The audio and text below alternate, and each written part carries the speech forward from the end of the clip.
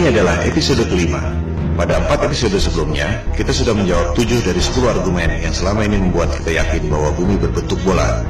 Pada episode ini, kita akan membahas topik nomor 8, yaitu soal penerbangan keliling dunia akan tiba kembali di tempat yang sama, yang menimbulkan persepsi bahwa bumi ini berbentuk bola. Pada episode ini, juga dibahas soal Antartika dan bom nuklir kubah bumi, yang sangat berkaitan dengan penerbangan dan angkasa luar.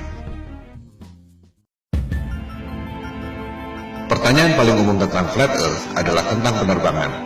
Jika kita terbang dari barat ke timur, akan kembali ke tempat semula. Bagaimana ini bisa terjadi jika buminya datar? Pertanyaan umum kedua adalah, jika bumi ini datar, ujungnya apa?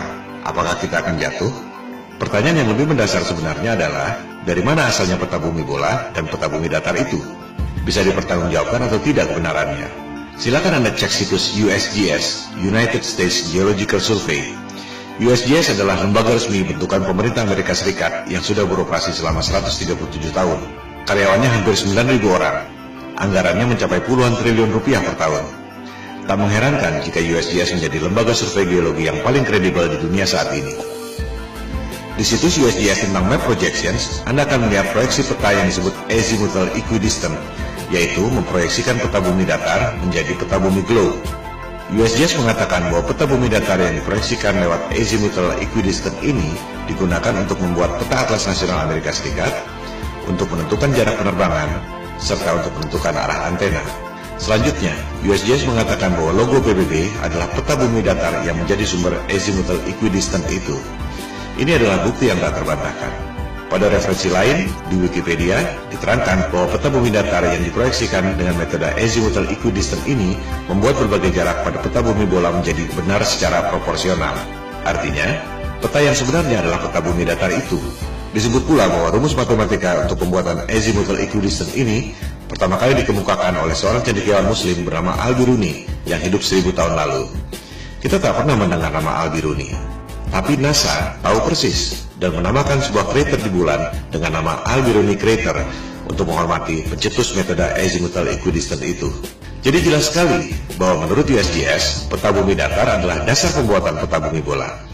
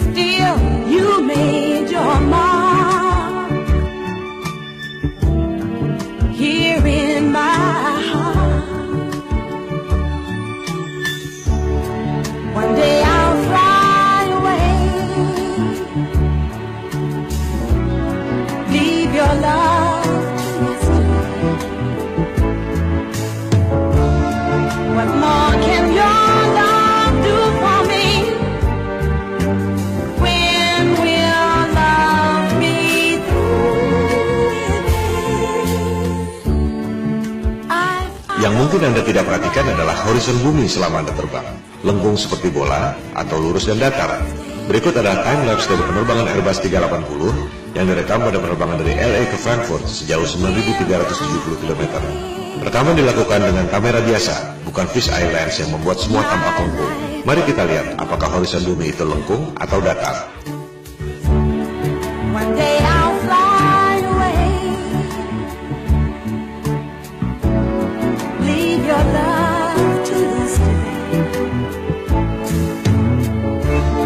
What more can your love do for me? When will love be through with me? Why did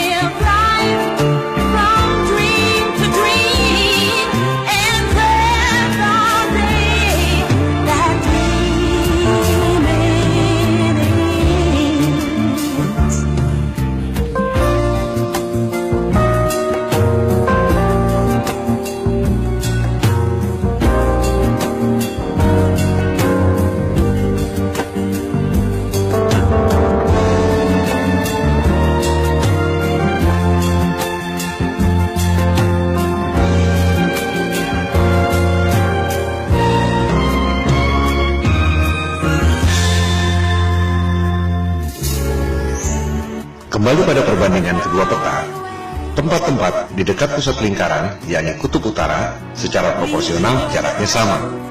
Semakin ke selatan, jaraknya semakin berbeda. Yang paling membedakan adalah Antartika. Kita akan membahasnya satu persatu. Pertama, jarak benua-benuanya dulu. Kita bisa membuktikannya dengan mudah lewat jalur penerbangan.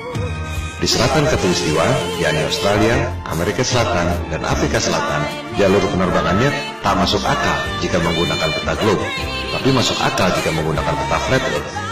Anda bisa cek sendiri melalui berbagai situs yang menyediakan layanan tiket penerbangan. Kita ambil contoh satu jalur penerbangan di belahan selatan, dari Santiago, Chili di Amerika Selatan, ke Johannesburg di Afrika Selatan. Jika kita ambil jarak lurus di peta globe, memakan waktu 12 jam penerbangan. Tapi, jika Anda cek di situs-situs tiket penerbangan, rute tersebut tidak ada. Dari Santiago, harus mampir dulu di Senegal, baru ke Johannesburg, memakan waktu 19 jam penerbangan. Rute itu tampak tidak masuk akal. Tapi, jika menggunakan peta flat earth, menjadi sangat masuk akal karena merupakan garis lurus. Menarik bukan? Kita ambil jalur lain lagi di selatan. Dari Johannesburg, Afrika Selatan, ke Sydney di Australia Selatan. Jika kita ambil jarak lurus di peta globe, memakan waktu 11 jam penerbangan. Tapi rute itu tidak ada. Dari Johannesburg, harus mampir dulu ke Dubai, baru ke Sydney, memakan waktu 18 jam penerbangan. Ini juga tampak tidak masuk akal. Sementara, jika menggunakan peta flat earth, rute Johannesburg, Dubai, Sydney hampir lurus. Mana yang lebih masuk akal buat Anda? Kita ambil contoh ketiga. Sekarang dari Sydney, kembali ke Santiago, Chili. Jadinya keliling dunia, tapi di bagian selatan Khatulistiwa. Menurut keterangan USGS tentang azimuthal equidistant yang sudah dijelaskan tadi, seluruh jarak di selatan Khatulistiwa pada peta globe memang tidak benar, karena jaraknya makin jauh dari pusat lingkaran, yakni kutub utara. Kita lihat, pada peta globe, dari Sydney ke Santiago, Chili, jika menggunakan garis lurus memakan waktu 15 jam. Rute itu juga tidak ada. Dari Sydney, harus transit dulu ke LA, baru kemudian ke Santiago. Total 27 jam. Sangat tidak masuk akal. Jika menggunakan peta flat earth, rute Sydney, LA, Santiago itu memang hampir seperti garis lurus. Mana yang lebih masuk akal buat Anda? Ini semua adalah indikasi, reasonable doubt, bahwa ada kecurigaan yang beralasan, bukan bukti nyata bahwa rutenya salah. Sebab orang bisa saja mengatakan karena masalah komersial, yaitu transit untuk ambil penumpang. Tapi tetap saja, sebagaimanapun mengambil penumpang, tak akan dilakukan jika rutenya tidak masuk akal. Bukti yang agak telak adalah berita di Daily Mail 13 Oktober 2015 lalu. Pada penerbangan China Airlines dari Bali ke LA, seorang wanita melahirkan di pesawat pada ketinggian 30.000 kaki atau 9,2 km. Pesawat terpaksa melakukan pendaratan emergency di Alaska. Sangat mengherankan bukan? Dari Bali ke LA, mendarat emergency di Alaska. Pada peta globe, rutenya seperti ini.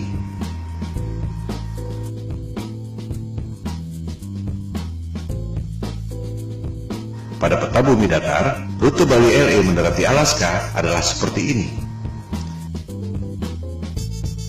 Mana yang lebih masuk akal buat Anda? Perbedaan utama antara peta globe dan peta bumi datar adalah di bagian selatan. Pada peta globe, di selatan Khatulistiwa semakin mengecil dan Antartika adalah sebuah benua. Pada peta bumi datar, di selatan Khatulistiwa semakin membesar dan Antartika adalah lingkaran yang mengelilingi bumi datar. Kunci pembedanya adalah Antartika, sebuah kawasan misterius yang memang sejak zaman dulu jarang dikunjungi orang. Bukan hanya karena dingin dan ombak yang ganas, melainkan juga karena sistem navigasi, termasuk kompas, tidak berjalan dengan baik di Antartika. Tercatat Vasco da Gama, penjajah asal Portugis yang dalam tanda petik menemukan Maluku dan Timur Timur di abad ke-16. Namun upayanya gagal karena cuaca buruk terus-menerus dan jarum kompas tidak menentu. Suatu hal yang wajar mengingat jaraknya jauh dari pusat lingkaran bumi, yakni kutub utara, yang merupakan medan magnet yang menarik jarum kompas ke arah utara. Penjelajah pertama yang berhasil ke Antartika adalah Captain James Cook, orang Inggris pertama yang tercatat mendarat di Hawaii, Australia, dan New Zealand. Ia menjelajahi Antartika tahun 1772 bersama 111 awak kapal dan saintis. Captain Cook menjelajahi Antartika selama 3 tahun 8 hari. Ia hanya menemukan tembok es. Tak ada jalan masuk. Selama 3 tahun 8 hari itu, tercatat ia menjelajahi 60.000 km tembok es Antartika. Angka itu juga sangat menarik. 60.000 km adalah 1,5 kali panjang ekuator bumi. Ia sudah menempuh jarak 1,5 kali keliling dunia dan hanya menemukan tembok es Antartika. Dari jurnal catatan Captain Cook, rute 60.000 km pada peta globe adalah seperti ini. Pada peta bumi datar, rute Captain Cook adalah seperti ini. Ia benar-benar keliling di ujung dunia, tembok es Antartika yang mengelilingi bumi datar. Catatan Captain Cook ini sebenarnya bukti yang otentik bahwa peta globe adalah bohong. Sebab, pada peta globe, Antartika dibilang sebagai benua dengan keliling 12.000 miles atau 19.300 km. Padahal, Captain Cook menjelajah keliling tembok es Antartika sepanjang 60.000 km. 3 kali lipat dari yang dikatakan oleh penguasa global.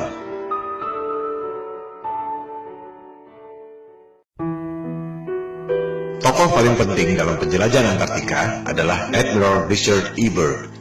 Ini adalah orang yang sangat kredibel. Perwira Angkatan Laut pemegang Medal of Honor, medali tertinggi dalam militer Amerika Serikat. Ia tercatat sebagai orang pertama yang terbang ke kedua kutub, kutub utara dan kutub selatan. Byrd tercatat sebagai admiral termuda dalam sejarah militer Amerika Serikat. Ia diangkat sebagai admiral pada usia 41 tahun. Admiral Byrd pertama kali menjelajah Antartika tahun 1928-1930 dengan 2 kapal laut dan 3 pesawat udara. Byrd kembali menjelajah Antartika tahun 1934. Yang kedua kali itu, ia sendirian, 5 bulan di Antartika. Penjelajahan Antartika ketiga dilakukan tahun 1939-1940, di mana Admiral Byrd ditugaskan oleh pemerintah Amerika Serikat. Yang paling fenomenal adalah penjelajahan keempat tahun 1946-1947 setelah Perang Dunia Kedua yang terkenal dengan nama Operation High Jump. Admiral Byrd ke Antartika membawa pasukan militer lengkap, 13 kapal laut termasuk kapal induk dan 29 pesawat terbang termasuk helikopter. Ekspedisi Antartika terbesar sepanjang sejarah umat manusia sampai sekarang. Operation High Jump menimbulkan banyak pertanyaan dan spekulasi. Untuk apa membawa pasukan sebanyak itu? Ancaman apa yang mereka khawatirkan sampai harus membawa pasukan sebesar itu? Tujuan yang sesungguhnya tidak terungkap sampai sekarang. Sebagai perwira militer, Admiral Byrd tutup mulut, tak banyak bicara soal itu. Dokumentasi Operation High Jump sempat beredar. Terlihat Admiral Byrd menemukan wilayah di Antartika yang sama sekali tidak ditutupi salju, yang sangat memungkinkan adanya kehidupan.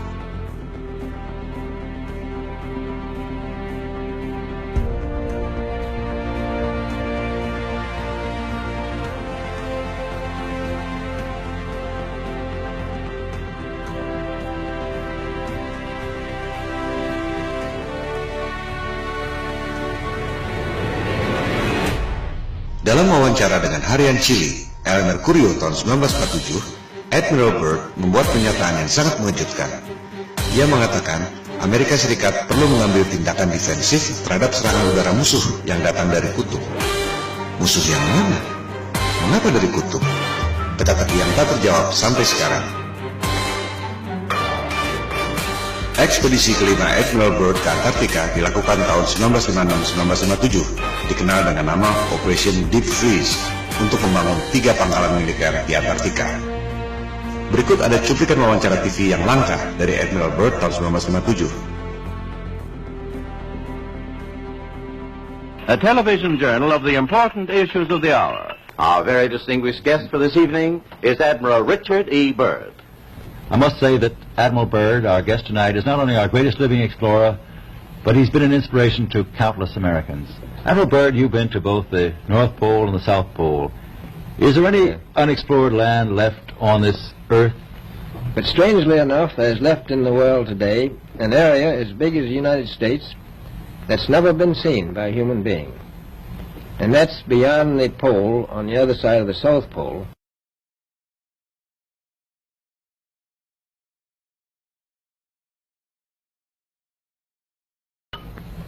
We've found enough of coal within 180 miles of the South Pole, enough to supply the whole world for quite a while.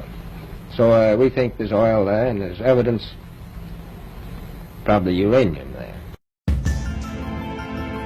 Ada 3 hal yang sangat penting yang perlu dicatat dari pernyataan otentik Admiral Byrd. Pertama, Antartika kaya sumber daya alam. Ada batu bara, minyak, dan kemungkinan uranium. Kedua, ada wilayah sebesar Amerika Serikat yang belum pernah dilihat oleh manusia. Letaknya melampaui atau di belahan lain Antartika.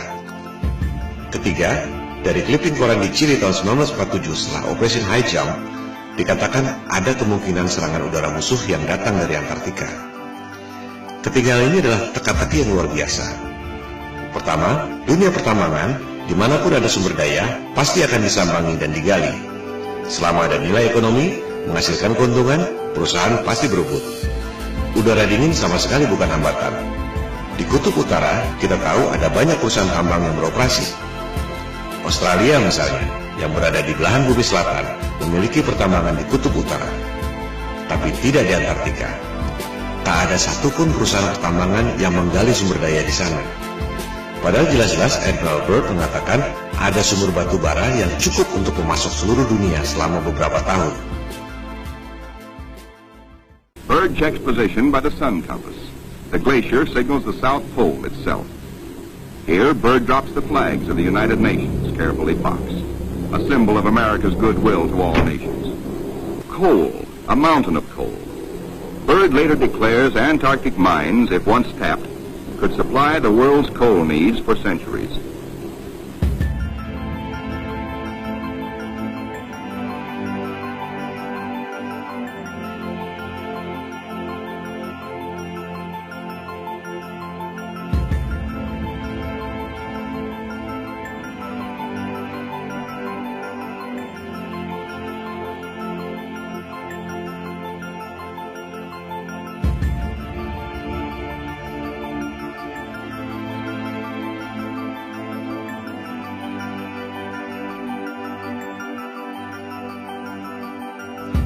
Apakah ini berkaitan dengan pernyataannya bahwa ada kemungkinan serangan udara musuh dari Antartika? Musuh yang mana? Byrd menyimpan rahasia ini bersama para elit global.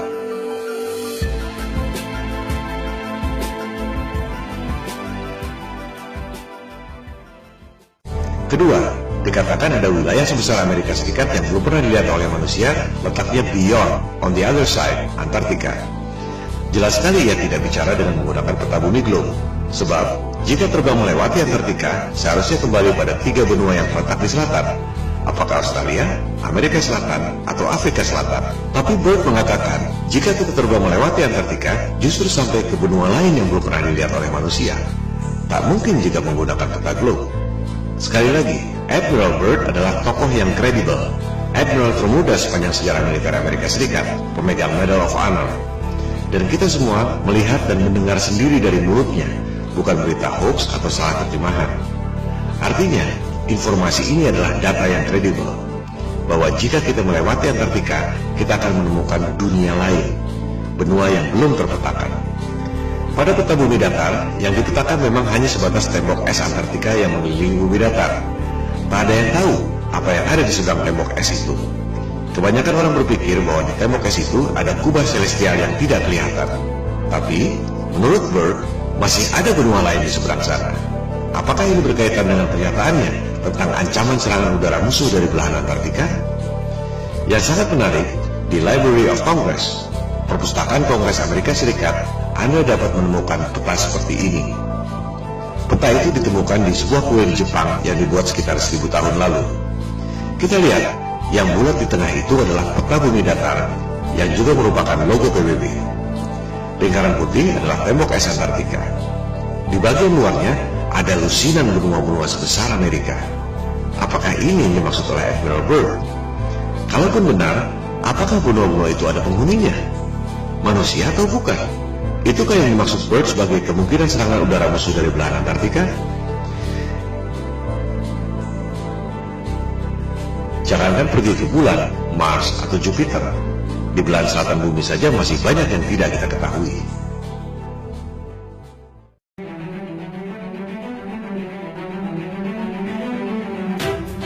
Dunia berubah total setelah penjelajahan Antartika secara militer lewat Operation High Jump 1946 dan Operation Deep Freeze tahun 1957 ini. Tahun 1957 dimulailah perundingan Antarctic Treaty yang ditandatangani 2 tahun kemudian. Antartika dideklarasikan sebagai daerah terlarang.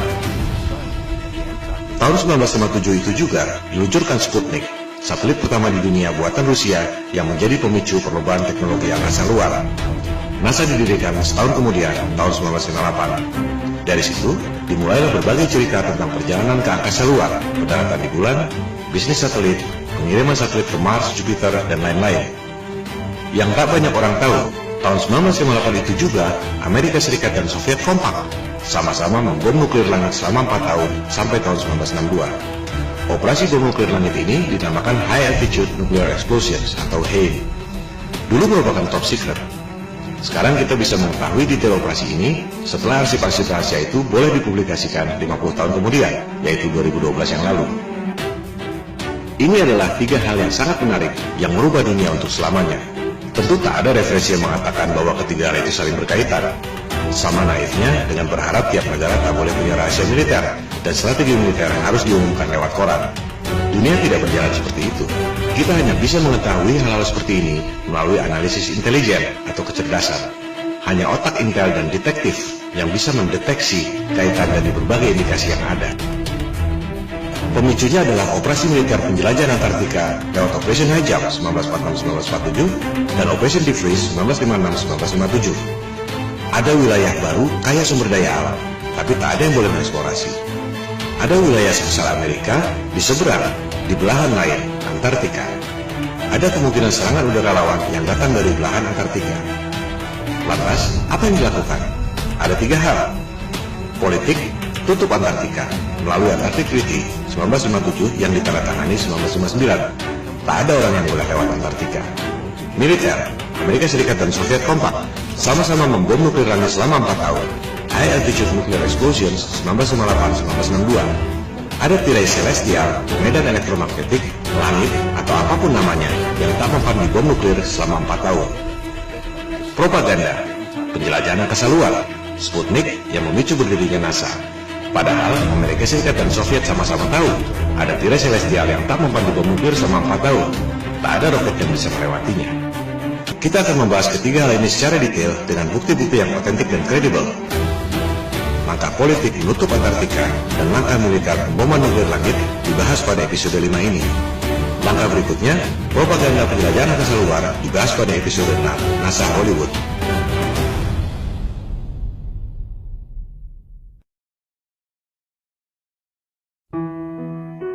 Kita mulai dengan langkah politik, menutup Antartika dari seluruh warga dunia lewat Antarctic Treaty 1959.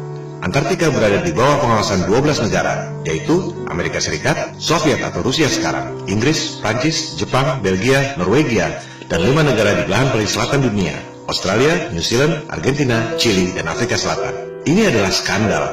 Semua negara boleh punya rahasia militer dan daerah terlarang. Area 51 atau Pentagon misalnya, atau Istana Negara, sudah pasti orang tak boleh terbang melintasi daerah itu tanpa izin. Tapi bukan berarti tak boleh melintasi satu benua Amerika. Melarang orang melewati satu benua adalah bukti bahwa dunia ini adalah panggung yang dikuasai oleh segelintir dalang. Dunia adalah milik seluruh warga berdasarkan prinsip kesetaraan.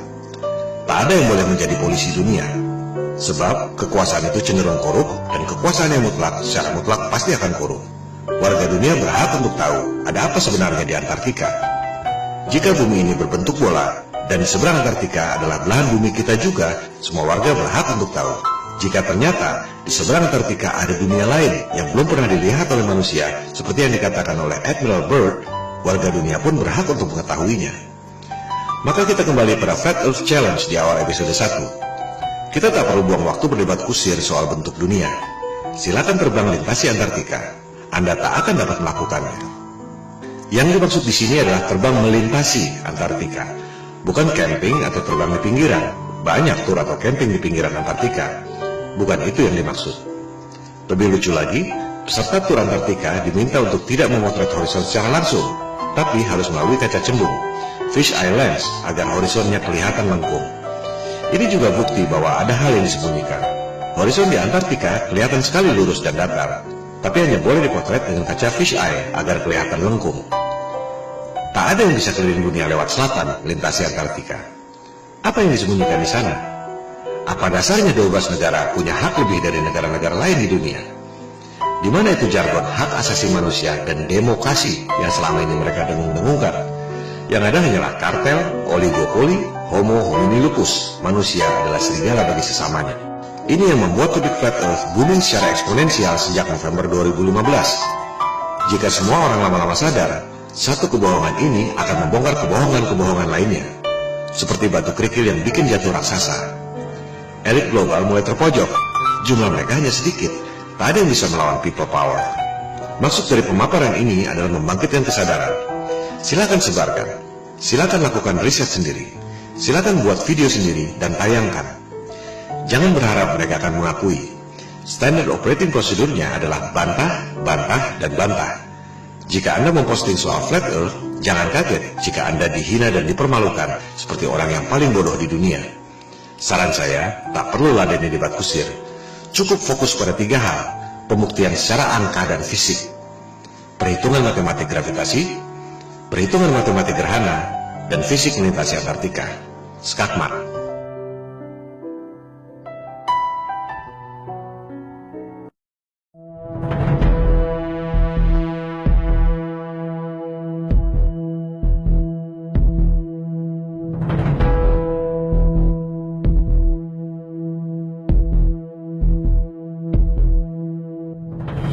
Di luar kisah-kisah drama Perang Dingin, Amerika Serikat dan Uni Soviet sebenarnya kompak melakukan operasi militer gabungan. Penjelajahan Antartika yang terakhir, Operation Deep Freeze 1956-1957 oleh Amerika Serikat dan Soviet. Tak lama kemudian, di tahun 1957 itu juga, Soviet meluncurkan satelit pertama di dunia, yakni Sputnik. Fungsi Sputnik sebagai satelit bisa dibilang tak ada apa-apanya. Sebuah bola dengan diameter 58 cm dan hanya membunyikan sinyal yang tak penting. Yang signifikan adalah roketnya. Itu adalah kali pertama manusia bisa mengirim roket sampai ketinggian 577 km. Lebih dari setengah pulau Jawa ke angkasa. Amerika Serikat menyusul tak lama kemudian, mengirim roket berisi satelit Explorer tahun 1958. Amerika Serikat dan Soviet sama-sama tahu ada sesuatu di angkasa yang sangat serius. Kita hanya mendengar sedikit lewat fenomena Van Allen belt. Ada medan radiasi yang menutupi bumi. Keadaan yang sesungguhnya jauh lebih serius dari itu. Begitu seriusnya, hingga Amerika Serikat dan Soviet sama-sama membom nuklir langit selama 4 tahun. Sebuah operasi militer yang sangat mahal yang tak mungkin dilakukan jika tidak benar-benar penting. Operasi ini disebut High Altitude Nuclear Explosions, disingkat HANE, dari tahun 1958 sampai 1962. Dulu top secret. Sekarang kita semua bisa mengakses informasi setelah rahasia tersebut dibuka ke publik 50 tahun kemudian, yakni tahun 2012 yang lalu. Kita bisa mengetahui nama operasinya masing-masing, tempatnya, waktunya, dan kekuatan bomnya. 1000 kali lebih dahsyat dari bom atom Hiroshima dan Nagasaki. Ini menunjukkan betapa seriusnya persoalan tersebut. Kita perhatikan nama-nama operasinya. Operation Dominic, Operation Fishbowl. Kita pahami dulu apa maksudnya. Melalui teknologi roket yang bisa mencapai ketinggian 577 km, Amerika Serikat dan Soviet sama-sama tahu bahwa ada tirai alias kubah celestial yang menutupi bumi. Kubah yang tidak kelihatan, tapi memiliki radiasi yang mematikan. Seperti perisai elektromagnetik dalam film Star Trek. Bahkan disebut impenetrable, tak dapat dilewati. Sungguh mengherankan, orang sampai sekarang masih percaya bisa pergi ke angkasa luar. Padahal jelas-jelas disebut ada perisai alami yang tak dapat ditembus. Ini yang dulu dikatakan oleh Ibnu Sina 1000 tahun yang lalu sebagai solid but transparent spheres, dan yang dikatakan oleh Nikola Tesla 100 tahun lalu sebagai celestial spheres. Untuk mudahnya, kita sebut saja kubah celestial atau kubah bumi. Elit global merasa kita ini seperti ikan dalam akuarium. Mereka mau menghancurkan akuarium itu dengan bom nuklir. Oleh sebab itu, operasinya disebut Operation Fishbowl.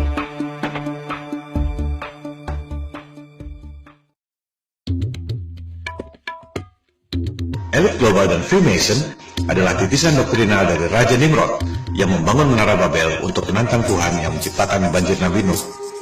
Mereka percaya bahwa yang namanya Paradise alias surga Firdaus adalah Atlantis, sebuah benua yang ditenggelamkan oleh Tuhan lewat banjir Nuh. Itu sebabnya Nimrod membangun Menara Babel yang menjulang tinggi ke langit. Anda bisa mempelajari sendiri soal Menara Babel ini pada Alkitab Taurat.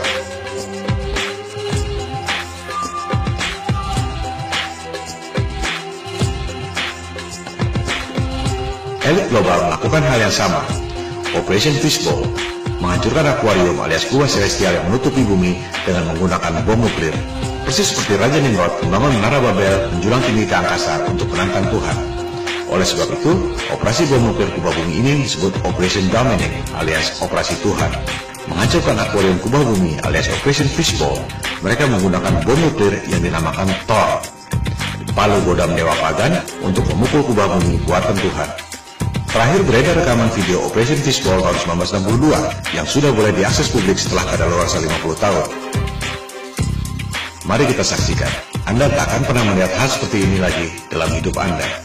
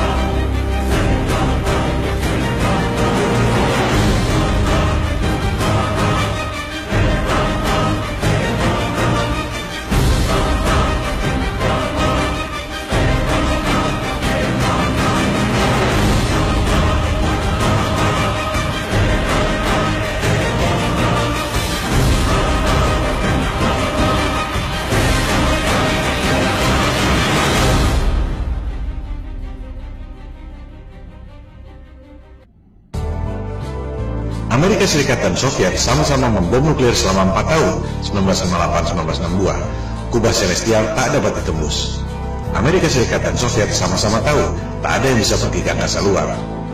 Perlombaan angkasa luar, termasuk perjalanan ke bulan, adalah sandiwara, bisnis hoax, di mana elit global mendapat keuntungan yang luar biasa dari anggaran negara. Soviet bangkrut, dolar inflasi, rupiah kita lebih hancur lagi. Elit global tak akan mengakui ini. Mereka lebih baik membunuh daripada mengakui bahwa mereka bohong soal angkasa luar. Tak akan ada resolusi damai. Yang ada ialah people power. Mosi tidak percaya pada penguasa global yang membuat bangkrut semua negara di dunia lewat hutang-hutang dan financial engineering. Tentang space program yang dilakukan oleh Amerika Serikat, Rusia, China, dan lain-lain akan kita bahas pada episode ke-6 NASA Hollywood. Sementara kita tutup episode ke-5 yang membahas argumen ke-8 bumi bola. Penerbangan keliling dunia dari barat ke timur atau sebaliknya tidak membuktikan bahwa bumi ini berbentuk bola. Sebab perjalanan tersebut sebenarnya adalah seperti jangka yang mengelilingi pusat lingkaran, yakni kutub utara pada bumi datar.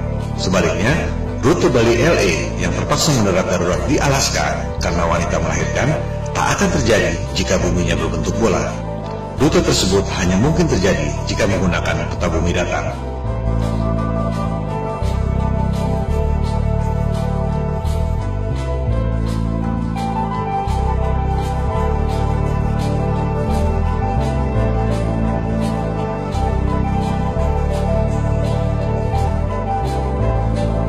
Orang bisa terbang keliling dunia dari barat ke timur atau sebaliknya. Tak ada yang bisa keliling dunia dari selatan ke utara, melintasi Antartika. Silakan Anda buktikan sendiri.